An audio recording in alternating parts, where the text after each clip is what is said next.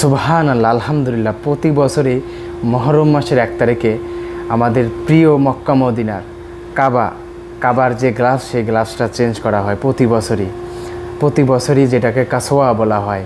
কাসওয়া মানে হলো কালো পর্দা। এই কাসওয়াটার ওজন হলো, চারদিকের যে কালো কাপড়টা, এটাকে কাসওয়া বলা হয়।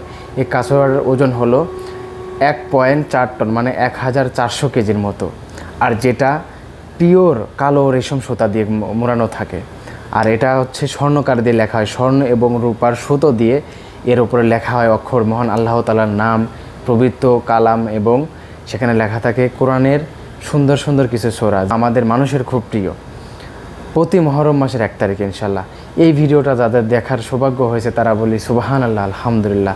যারা এই অবস্থায় মুহররম মাসের 1 তারিখে যারা উমরা যাত্রী আছে, তাদের নসিবটা কতটা ভালো দেখেন আমার আপনার চাইতে।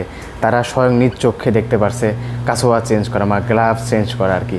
সবাই বলি সুবহানাল্লাহ, আলহামদুলিল্লাহ। আমাদেরকেও যেন তৌফিক দান করে। সবাই বেশি বেশি ভিডিওটা শেয়ার করেন, ওই সকল ভাইদের কাছে পৌঁছায় দেন যারা এখন অবধি কাসওয়া বা গ্লাভস চেঞ্জ করা দেখেনি।